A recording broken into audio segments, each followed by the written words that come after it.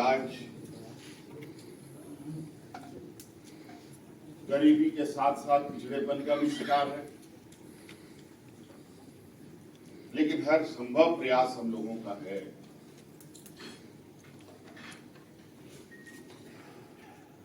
कि इस राज्य की विभिन्न समस्याओं को जड़ से बाहर किया जाए, जड़ से खत्म किया जाए। आपको पता है कि इस राज्य में बच्चे का जन्म होता तो है, लेकिन बच्चे कुपोषित जन्म लेते हैं, और कुपोषित बच्चा जन्म लेगा और आगे वो बीमार नहीं होगा, ऐसा तो हो ही नहीं सकता। इस राज्य की आधी आबादी जो महिलाएं वो खून की कमियों से जूझ रही है, तो स्वाभाविक रूप से उसको कोई ना कोई समस्याएं जकड़ने के लिए तैयार रहती है।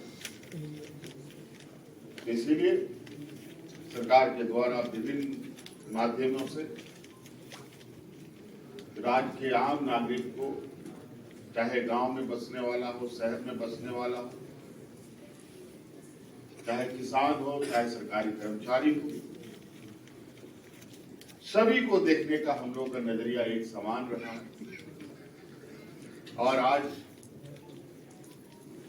उसी कड़ी में जिस तरीके से इस राज्य के हमारे कर्मचारियों को हम लोगों ने पुराने पेंशन से नवाजा है, उसी प्रकार आज स्वास्थ्य को ध्यान में रखकर राज्य कर्मियों का स्वास्थ्य बीमा भी कराया गया है।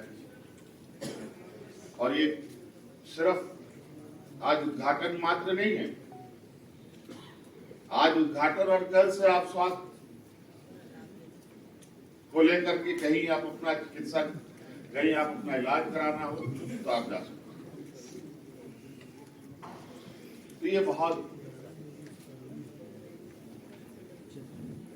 लोग भले ही कुछ बोले, आज बहुत सारे लोग स्वास्थ्य व्यवस्था को पर कई सवाल खड़ा करते हैं, और हम जानते हैं ये खड़ा, इस पर मैं इनकार नहीं करता, लेकिन जब सब कुछ है और उसके बाद कुछ किया तो क्या किया। आज सीमित संसाधनों में भी आज जिस तरीके से हम इस राज्य के अनेकों गंभीर बीमारियों के साथ दो चार हाथ करते हुए उस पर हम लोग विजय पा रहे हैं। हाल ही के समय में आपको याद होगा, कोविड जैसा महामारी पूरे दुनिया में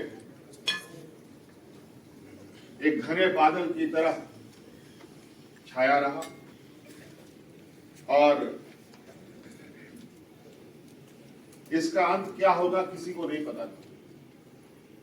और उस समय आपको याद होगा कि इस राज्य में किस तरीके से हमारे लोग अलग अलग राज्यों में सड़कों पर गुजरने के लिए मजबूर हुए थे, जहां लोगों को घर से निकलना मनाही था। उस समय झारखंड सरकार हवाई जहाज से, बस से, ट्रक से, ट्रेन से कोरोना ढो करके इस राज्य में लाने का काम कर रहा था। और ऐसी स्थिति में भी हम लोगों ने अपने सीमित संसाधनों के साथ उस कोरोना को भी जीतने का काम किया। अगल बगल राज्यों में किस तरीके से अफरा तफरी मची, इस राज्य में कोरोना कैसे आया और कैसे चला गया, हम लोगों ने भनक तक नहीं लगे।